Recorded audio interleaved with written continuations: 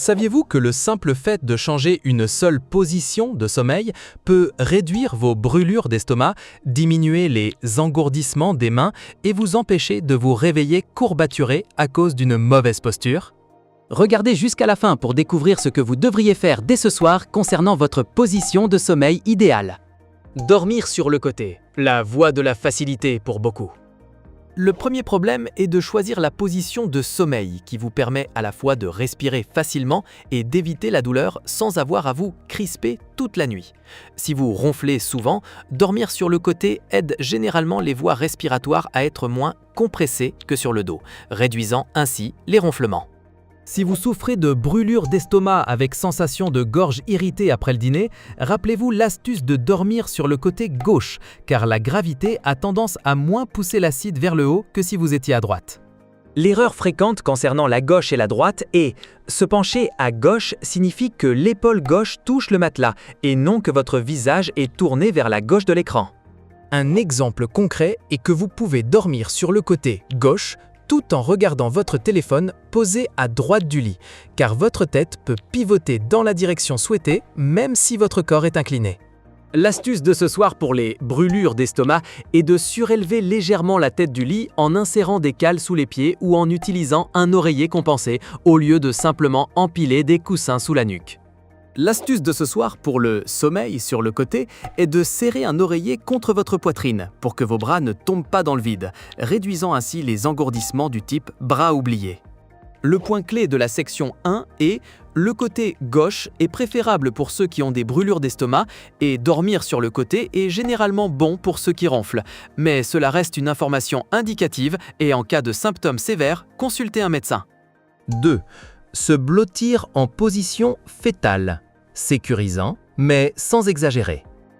Le problème numéro 2 est que beaucoup de gens aiment dormir recroquevillés car cela les rassure, mais ils se réveillent le matin avec des douleurs cervicales, des maux de dos ou une respiration superficielle.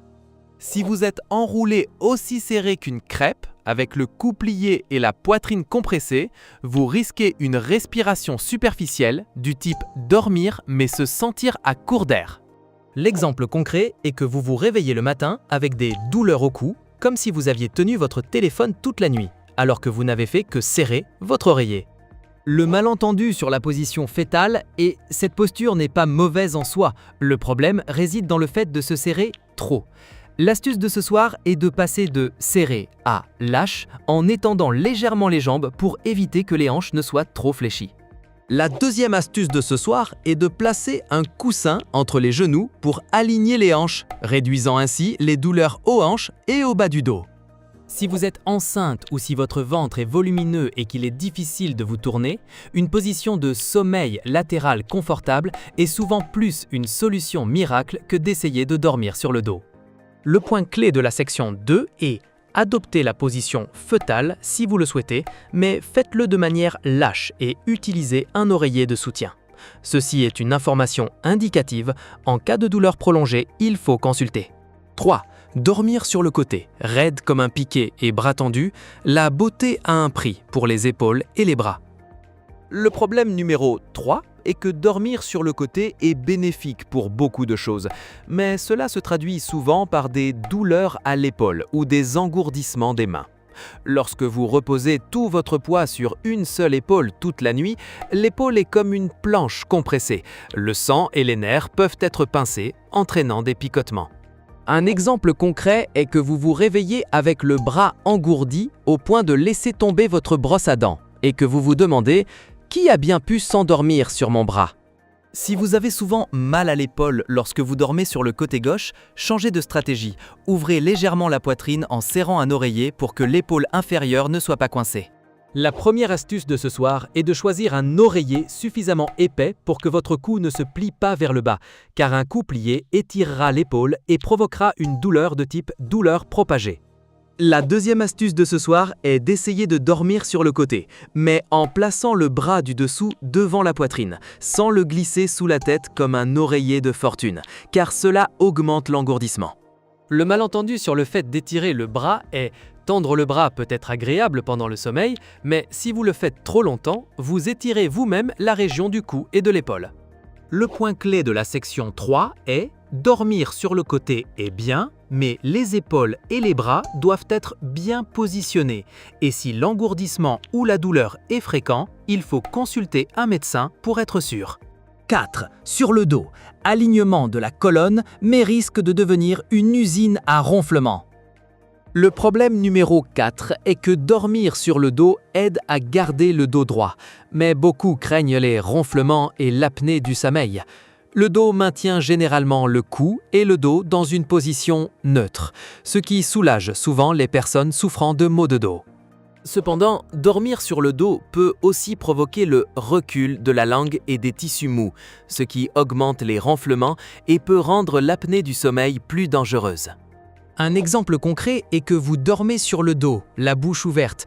Vous vous réveillez avec la gorge sèche comme un désert et vos proches racontent que la nuit dernière, on aurait dit une tronçonneuse.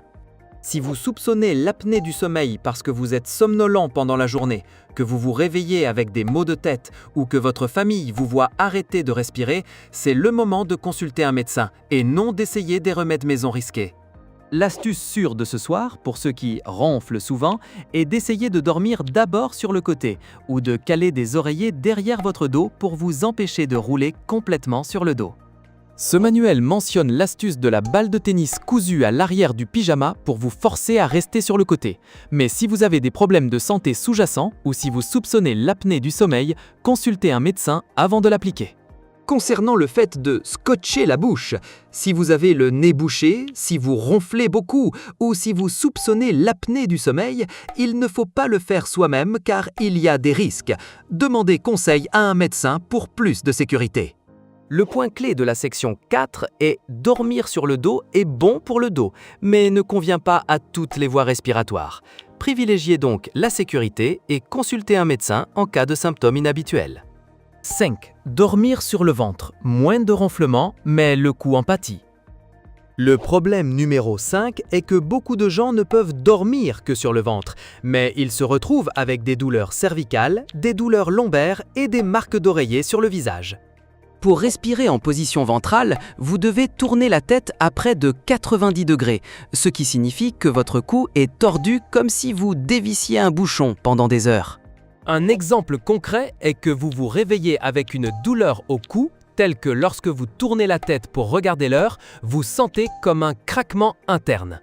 Le malentendu sur le sommeil ventral est que on ne peut pas juger la personnalité ou le passé de quelqu'un uniquement d'après une posture, car les habitudes, la température et le sentiment de sécurité jouent également un rôle.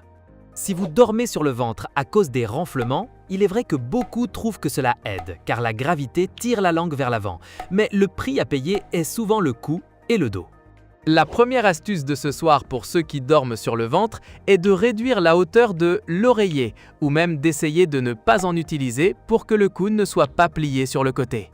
La deuxième astuce de ce soir est de placer un oreiller mince sous la poitrine ou les hanches pour que le bas du dos ne se cambre pas comme un pont. Si vous craignez les marques sur le visage en dormant sur le côté ou sur le ventre, une taie d'oreiller en soie peut aider à réduire la friction.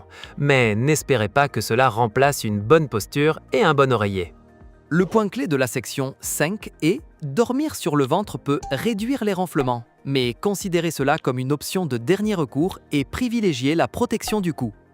Ceci est une information indicative. En cas de douleur prolongée, consultez un médecin. 6. Rouler comme une bétonnière. Normal ou alarmant? Le problème numéro 6 est que beaucoup de gens disent qu'ils dorment en changeant constamment de position, avec des tressautements des jambes, des retournements fréquents, ou qu'ils se réveillent fatigués comme s'ils n'avaient pas dormi.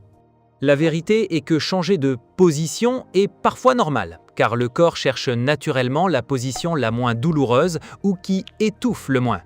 Mais si vous roulez beaucoup et que cela s'accompagne d'engourdissement des mains, de douleurs à l'épaule, de brûlures d'estomac ou de somnolence diurne, il est temps de revoir vos habitudes et d'envisager une consultation. Un exemple concret est que vous dormez sur le côté, les jambes très hautes comme si vous jouiez au football dans un rêve et le matin, les draps ressemblent à un ring de boxe. La première astuce de ce soir est d'arrêter le café et le thé fort au moins 6 heures avant l'heure du coucher, car beaucoup de personnes ont des tressautements des jambes plus intenses lorsqu'elles consomment des stimulants tard. La deuxième astuce de ce soir est de prendre un bain chaud, d'étirer les mollets pendant 2 minutes, puis de placer des oreillers de chaque côté des hanches pour limiter les mouvements du corps. Si vous utilisez un appareil d'assistance respiratoire comme un CPAP ou un BiPAP, c'est-à-dire une machine qui souffle de l'air pour maintenir les voies respiratoires ouvertes, parlez-en à votre médecin pour ajuster le masque et la position appropriée, car s'auto-diagnostiquer peut facilement mener à l'erreur. Le point clé de la section 6 est « Rouler un peu est normal, mais si cela s'accompagne de fatigue et de symptômes, il faut gérer la situation de manière sécurisée et consulter un médecin si nécessaire. » 7 conclusions rapides pour vos ortios. Choisissez votre objectif principal, réduire les brûlures d'estomac, diminuer les ronflements ou soulager les maux de dos, puis sélectionnez la bonne posture en conséquence. Rappelez-vous le principe selon lequel l'oreiller est là pour soutenir la tête, le cou, et le matelas pour soutenir le corps, au lieu de laisser votre cou tout supporter. Laissez un commentaire pour dire si vous êtes de la team côté, dos ou ventre, et où vous avez le plus mal, afin que je puisse préparer le prochain épisode avec du contenu à la demande. N'oubliez pas de vous abonner à la chaîne pour ne manquer aucune astuce facile à appliquer, honnête et facile à comprendre. Et un dernier petit rappel, ces informations sont données à titre indicatif, mais si vous présentez des symptômes anormaux, graves ou prolongés, il est impératif de consulter un médecin. Au revoir et à bientôt pour la prochaine vidéo.